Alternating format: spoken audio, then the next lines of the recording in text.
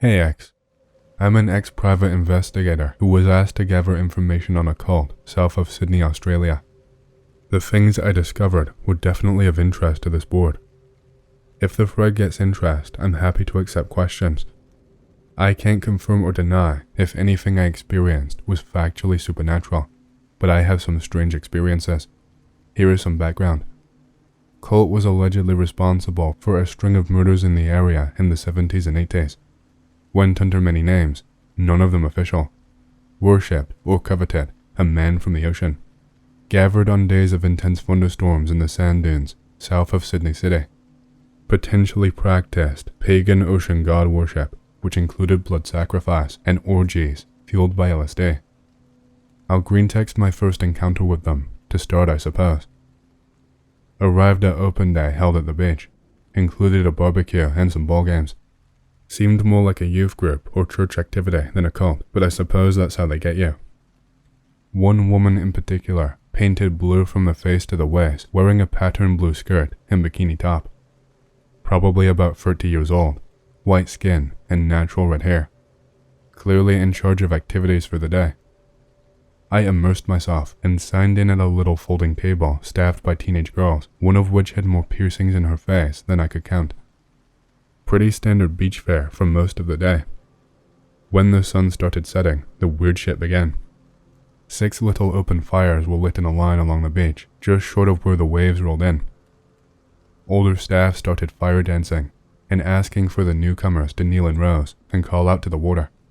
I refused, said I was not comfortable kneeling. Blue woman was very kind and understanding. Asked her the purpose of the exercise, and she told me that the ocean will come in and pull your negative energy away. After about 2 minutes of calling out, the fire dancers came through asking for monetary donations while holding bowls and twirling their staves. I gave them $10 and the day started to come to an end. Shook hands and was invited to their next event 2 weeks away. I sat in my car and watched the organizers pack up. Blue woman and 2 fire dancers started kissing a young woman all over her body. The woman shed off her clothes and swam into the water, disappearing into the night. As far as I could see, the rest of the staff left after she jumped in. I waited for about an hour or so, and I never saw her come out. The deity was only named once to me at the second meeting I attended. Older member called it the man from the ocean. He explained it was more of a symbol. A native fisherman that comes from the ocean and collects your negative emotions and carries them into the sea. I played along for the most part, but the old guy insisted you could physically see and interact with the man if you paid attention. It's literally the most eastern point of Australian land. There was no island she could have reached, and I did not see any watercraft she could have boarded. I can't be sure she drowned, but I had a decent vantage point and she did not come out for a long time, or at all while I was there. Well, the genuinely spooky stuff happened on the third event I attended, but I'll go over the second event for context. Attend a meeting at a small bar above a bakery, not too far from the beach. Drinking and chit-chat ensues. I drink soda water with lime, as to keep a clear head, but appear to be partaking. Blue woman is in attendance, and the girl with the piercings, but everyone else is a new face. Blue woman is not blue this time. Older man with a goatee and long blonde hair, clearly in charge of things. Get chatting to him. Turns out he's around 60 years old, but he does not look it. Shoot the shit about surfing and how he likes to surf during thunderstorms. Eventually tells me about the man from the ocean, detailed in my earlier post. Keep an eye out for the swimming girl. She never turns up. Really want to ask about her, but did not want to arouse suspicion, so I kept my mouth shut. Eventually, the older man, let's call him Dave, addresses the table after a few hours of light drinking and chit-chat. It's good to see new faces here who appreciate the ocean and the beach spiritually, etc. A new housing development is being proposed for construction, native habitat being bulldozed, sacred ground, blah blah blah. I tell them how I too am against its construction, which is bullshit, but hey, when in Rome. After everyone is leaving, he tells me about another meeting I might be interested in. Calls it a storm ceremony. Tells him I'm not really into spiritual things like that. Tells me I can't miss it. It will be, and I quote, Sensational. Agreed to go to the ceremony, which was scheduled on the coming Saturday evening, during a thunderstorm in the sand dunes where the Wanda Beach murders took place. Mentioned safety issue of being in an elevated, open space during thunderstorm. Dave laughs it off, says if you respect the ocean, it will never turn its back on you. Wonder what it had to do with the ocean, and head home. The third and final time I attended one of this organization's meetings was a night I will remember forever. Parked my car at about 9 p.m. on the Saturday night in a communal parking lot near the entrance to Wanda Beach sand dunes. Would take about 30 minutes to hike to dunes where the ceremony was set to take place. Brought a torch, a heavy raincoat, and a Swiss Army knife, as well as my phone and wallet obviously. Rain started to set in during my hike. Put the hood on my coat and trudged forth. Eventually, the rain was torrential and rolling thunder could be heard constantly. Lightning strikes lit up the horizon over the ocean. In a valley between sand dunes, I could see the group. 5 people all in raincoats, except for one guy. As I got closer, noticed the guy was Dave, who was wearing board shorts and a singlet. So happy to see you. Nice weather we're having. Wouldn't be much of a storm ceremony without a storm, would it? We laugh a little, and I look around. Blue girl is here, and 3 other women whom I've never met. We walk and talk for about 15 minutes, and we arrive in a strange valley. I immediately take note of a small sailboat sitting upside down on some wooden blocks up against some bush. I ask Dave what we are doing here. Dave tells me we're protesting the housing development. I tell him it's a pretty shitty protest if nobody will see us, and he laughs it off. Eventually the rain dies off to a light drizzle, and Dave pulls some wood and newspaper out of the boat and tries to get a fire going.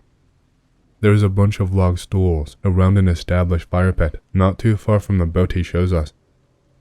Blue girl squirts lighter fluid onto the fire pit, and the 2 of them get a fire going after about 30 minutes with the rain mostly subsided.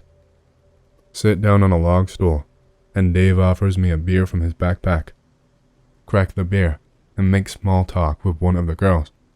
She tells me this is her second storm ceremony, and the last one was amazing.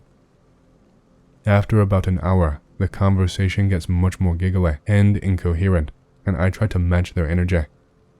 I realize that everybody's pupils are unnaturally large, and feel a lump in the pit of my stomach when I come to the conclusion they've taken acid. Conversation devolves into straight-up gibberish and uproarious laughter. Ponder whether my beer was spiked, but I feel completely normal, albeit anxious. Dave asks Blue Girl to show me her breasts, wheezing with laughter. She takes off her t-shirt. Dave points at her and grins at me suggestively. Laugh along and try to seem cool with everything when I was really starting to stress out. The other girls start taking off their clothes, and Dave takes off his top and starts howling as they do it. Not so much animal howling, more like frat boy howling. He is laughing hysterically and clapping his hands as the girls dance around. I am the only one who has not left my seat. Eventually, Dave whispers in the Blue Girl's ear, looking at me, and Blue Girl comes and kneels in front of me. She places her hand on my leg and says, and I quote, "Do I look fuckable to you?" Starts rubbing my leg up and down, and I try to laugh off her question. Dave eventually stops laughing and says, "Does she?" The mood completely shifts, and everyone is staring at me intensely. The 2 other girls are visibly frightened and are whispering to each other. I stammer and manage to respond, I'm not really interested actually, or something to that effect. Dave's expression grows cold and angry. He simply states, "Swim." Blue Girl grips onto my pants and starts saying swim with a big grin on her face, giggling a little. I stand up and she lets go. I think I'm gonna leave, mate. Dave storms towards me and pushes Blue Girl out of the way. She cowers from him. He gets right in my face and says, "You won't get far, mate," pointing towards the boat. I push him away from me and tell him to fuck off, backing away. Blue Girl clings to his leg and he gestures with his arms as if to instigate a group hug with the other girls. I start walking away as they all hug him, and he incessantly says, "You won't get far, not gonna get far," etc. After I get out of the valley, I move briskly and keep looking over my shoulder. Hate to admit it, but I was fucking terrified. Eventually, I could see from the top of the sand dunes down into the valley and spotted the campfire light. At least 20 people were standing around the fire. I heard some noise coming from further up the path, so I slinked into the bush and laid on my stomach among some scrub, trying to make myself as small as possible. 3 young men came through, all shirtless, carrying another young woman who appeared unconscious. They were speaking very loudly, and I heard one of them say, to tell Dave, this one does not swim. Wait 10 minutes or so for them to pass and get up, practically running at this point. I'm not far from the car park when the storm really sets in. Extremely loud thunder, torrential rain, and frequent lightning. I get to my car and drive the fuck out of there. Call the police on the way. Say I saw some people out there while walking my dog. Receive a call the next day from the police. They did not find anything, and it was probably just teenagers. Tell my client I'm discontinuing the assignment and give them a substantial discount. Went back to uni about 3 months later. I'm a private investigator, specializing in paranormal phenomenon. I've got a few cases under my belt. Most of them can be explained due to natural phenomenon, but I've got one that I was never able to crack. It's been bothering me lately. Maybe you guys could shed some light. Get a call from a friend of a friend, old contact who puts work my way every now and then. This was about 2 years ago, in a rural area. Local customs were a bit superstitious, but it was the sort of place between the old and new. Old stores, new roads, plenty of woodland and creepy stories. Farmer and his guys were experiencing strange shit.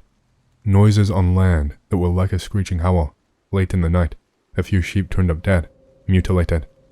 Guy tells me about the belief in something else in a woods nearby. Nobody goes there, as a matter of principle. They had a stakeout a few weeks beforehand. 3 armed guys with knowledge of the land. Actually had a ram killed on watch, same amount, and maybe a 5-minute gap between patrols. The head was gone, like decapitated. Led him to believe it could be a human fucking with them, trying to drive property values down, since the land was, actually, apparently of value, company looking to build houses there. Weird shit got them spooked though, so in I go. Get to meet the fellows working and living on the land. Nice people. House is a bit far from the field they keep their livestock in. Cows are closer to the homestead, whereas sheep were further apart. The pie they made there was fucking delicious, and it's totally off topic, but they really were very welcoming people. Get hands-on with a recent victim. Looks like they'd been disemboweled. Local wildlife, maybe, but the tracks they left were big, bigger than normal. Like a huge wolf or something. Blood stops at the wood's edge. Fencing looked to have been trampled.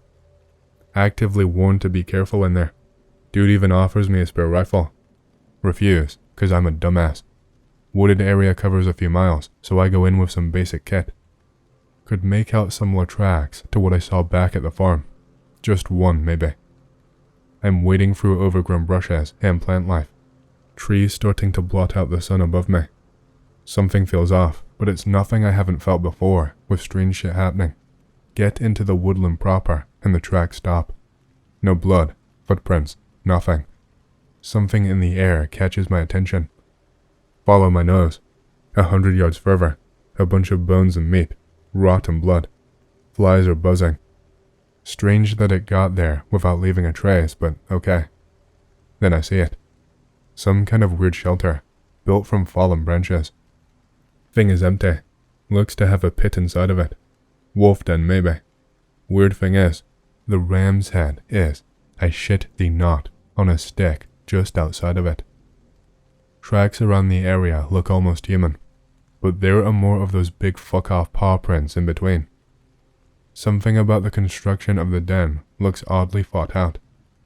At this point, I feel the hairs raise on the back of my neck. Something felt very wrong. I don't know what. Did not feel safe, but the area seemed quiet. Something rustles behind me, a few branches creaking. Looked like a big humanoid shape or something, prowling the area. I was being watched, no doubt. Should have taken that dude's gun. I call out to it, just to be safe. Nothing for about a minute. Can't see that thing. Turn to leave. This thing, whatever it was, lets out this ear-bleeding screech. No wolf, that's for fucking sure. I bolt, but I hear something behind me. Took me all of 10 minutes to navigate back to the farm. Tell the farmer what I saw. We agreed to go back out there with more bodies. Next day, I follow my footsteps with the farmer and one other fellow with the gumption to go in the woods with us. We're on edge, a bit freaked out, all of us. Starting to question my choice of profession. Remember that this is why I like my job, even if it's fucking terrifying sometimes. Feels different this time though, less threatening. The woods were quiet before, like unnaturally still. Arrive at the same spot as before. What I see is just fucking weird. Bone pile, still there. Shelter, gone. Just a bit with bits of wood covering it. Ram's head is still on a bloody stick out front though. Tracks leading further afield. Decide not to risk it, since the country folk are already freaked, and I'm starting to wonder if it'd be cat and mouse like this. Find a nest, come back, it's gone. Screeching off in the distance really sealed the deal for us though. Farmer said it was what his boys heard. Leave. Spend 2 nights on watch with him. Looked into local myths, legends, the like. Records in a local village library suggest that this kind of shit is not a recent phenomenon. Other farms confirmed that this has been known to happen every now and then. Did not like to talk too much about it, but good whiskey helps get the conversation flowing. Old notices for missing persons going back to the 50s. Before recent construction of roads and bypasses, village council notes detailing several discussions had about the local demons and at least 2 eyewitness accounts matching roughly what we think we saw out there. Still stumped for what it could actually be. Decide to ask around for older residents that might have stories. One guy lived alone for about 30 years. Used to own land near the woods. Suggested it's been around at least since the 1800s. His grandfather would watch over him and his sister whenever they were out playing, just in case it got them. Used to weave stories about kids going missing, even back in his youth. Discounted possibilities of local wildlife, by and large, apparently. Large predatory creatures like bears and wolves were never seen much around there. Not much of anything other than birds, really. Even small creatures like rabbits were oddly rare, like they knew something was up with the place. Decide that I can't help. Not much of an outdoorsman, and this is beyond my capabilities. Tell the guy at the farm what I found. Pretty much just rumors and folklore with a few personal anecdotes.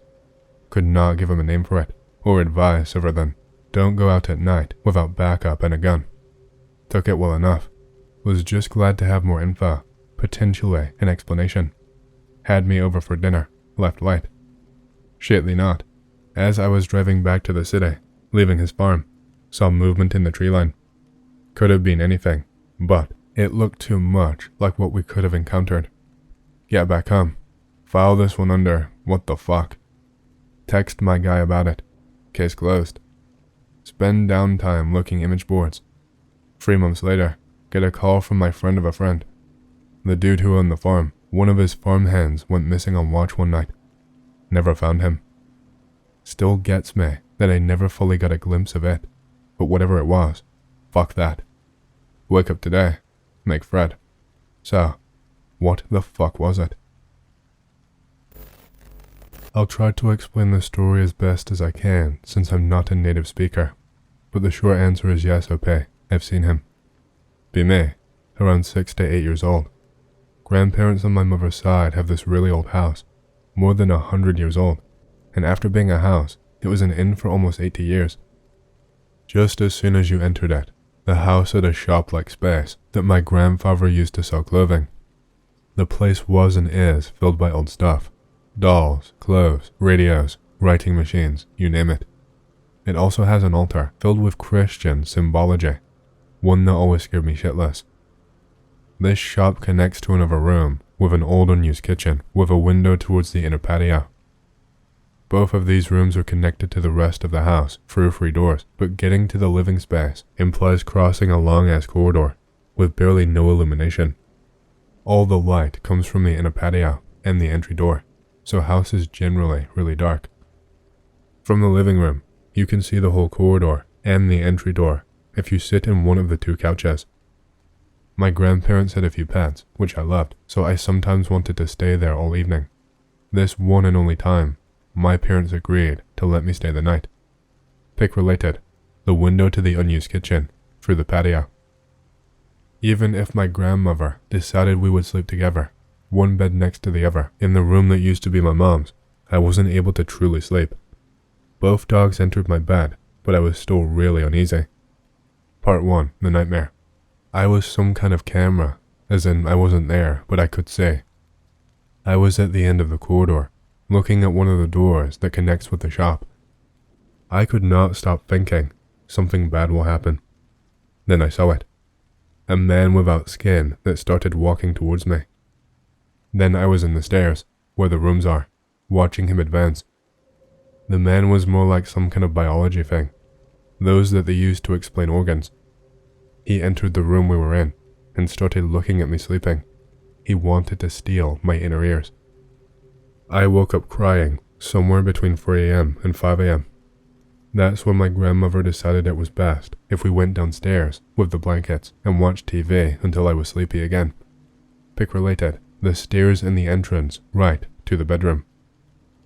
I don't remember which movie we were watching, something silly from late night TV. I was dozing off, and I heard one of the dogs sitting with me on the couch. My grandmother was in the other, and the cat was in the chair to my right, between me and the corridor. Part 2, the Hat Man. Dog starts to bark. He even gets up from the couch and keeps barking towards the corridor. My grandmother tells him to shut up, and tells me that it was probably a car. Street was dead silent. Then the cat starts to hiss at the corridor as well. I look to the corridor, and there he was. See a man with a hat, shadowy figure, walking slowly to the middle of the corridor. I get pale and ask my grandma, is Granddad home yet? No, Anon. He comes tomorrow. Oh shit. The man stares back at me without eyes. Only distinct feature is the hat. He raises both hands with calm and starts smoking. Stops advancing. He was coming from the shop. I start crying scared. The cat runs towards the hat man. He starts walking at an abnormal speed until he retires to the shop. Pick related. Closer look to the rooms from the upper stairs. I ended up making my grandmother call my parents as I would not stop crying. They arrived close to 6 a.m., confused about what had happened since I was so enthusiastic about staying there. I told my mother, sobbing, what I saw. My grandmother denied there was anything paranormal in the house. My mother then got pale, telling me she knows what I'm talking about. Trying not to scare me, she starts by saying he's good and he won't harm me. Then she tells me she saw him too when she was a little girl. Also, her 2 sisters did see odd things in the house too, not him though. She also told me he ran away from the other cat my grandmother used to have, one which died. I've always felt quite uneasy in that room, the shop. I know my grandmother attempted some kind of exorcism in the place, with a professional, but it still gives huge bad vibes. I've never stayed too late there again, and I've never seen him again, even if I spent years having nightmares where he would walk towards me in the corridor of my parents' house. Even if I have not seen more of him, I never forgot. He did not seem dangerous, but he still gave me some kind of unsettling feeling. Last pick related, the shop main access. Be me, 12 years old, in social studies class. Kid next to me groans. All of a sudden puke is flying out of his mouth like fucking water out of a hose. Sprays all over the girl in front of him, and another girl beside him. Completely misses me, lol. Kid ends up getting picked up from school. Couple days later the kid is back. People are giving him a hard time. I feel bad for him. Decide to be his friend. Start making conversation with him. Over the next few weeks we become pals, in that class at least. Notice the kid always feels sick. Constantly has stomach aches and looks tired. One day, shit gets weird. He pulls up his sleeve and shows me some little scars on his arm. He tells me that his parents think Jesus is coming back very soon. They sometimes have dreams where they're taken up into heaven and angels talk to them. The angels tell them not to tell anyone about what they say.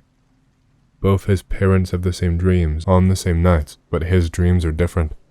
The angels are weird insect-looking creatures.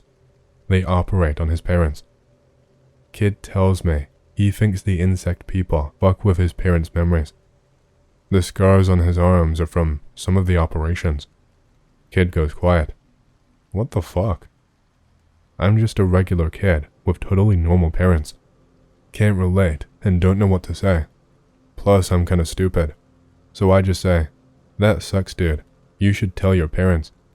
He looks me dead in the eye. You're right. Fast forward. Kid does not show up to class one day. There's an announcement. The kid's dad accidentally ran the kid over with his car. Did I do bad? Yes. Be me, Texas guy. Decide to take a trip to New Orleans. Trip's not important. It's the drive back that matters. So I'm heading home. Maybe 20 minutes outside Lafayette. Suddenly feel the onset of an anxiety attack coming on. Hasn't happened in a while, but last time was when I was driving, and that shit was bad news. So I pull off the interstate. For some reason I don't stop. Keep driving. Feeling not fully in control of my actions. Heading farther and farther away from the interstate. Moving into a rural area via this little road. Anxiety never kicks in, but now I'm wondering what the fuck I'm doing wrong. Pulled to a stop. These kids are playing in a small field on my left. Huge field over to my right. I glance over at the big field. There's a black thing walking around out there. Looks like a person ambling around, but wire thin and tall. Surprised to see this shit in broad daylight. Keep staring at it. It's actually really hard to see. I can just barely make it out as it moves around. It gets harder and harder to see until eventually it's just gone. Totally bewildered. Look back over at the kids. They're totally frozen in place. They're all looking bug-eyed at the field. I yell out, "Did y'all see that?" They look at me and nod. Alright, see y'all later. Looking at that man was like looking at a daddy longlegs from far away. Just thin and wiry, barely perceptible. I wonder if the only reason I saw it was because I was panicking, but I don't know. The kids saw it too. Lake Okeechobee, Florida. 7th largest body of fresh water in the United States. Fishermen used to and still end up pulling up large amounts of human remains. Thought to be a burial ground used by the Native Americans. Hurricane of 1928. 2,500 dead after an 8-foot storm surge from the lake wiped out nearby communities. All buried in a mass grave. Lots of stories of hauntings nearby. 3 years ago. A few friends and I rent a boat to go fishing on the lake. At night with calm waters. Strolling the deck, looking at the stars. Feel like I'm being watched. See movement out of the corner of my eye over the water. Oh boy, hope it's not a gator. See a human skull peeking out above the water. Lock eyes/eye sockets on each other. Immense set of dread sets in. Scream at my buddies to wake up while running to draw the anchor and get the fuck out of there. Hear some splashing and almost have a heart attack while hoisting the anchor. Done. Rush to the helm. Full power to engines. Friends still asleep. Get out of area and coast around slowly while keeping an eye out so not to waste too much fuel. Morning. Friends wake up. Anon. Why are we 30 miles from where we anchored? I heard this is a better fishing ground. I never told them, since I don't think they believe me. I have never been so scared in my life. The strangest thing is that I had to fight this weird feeling of jumping into the water.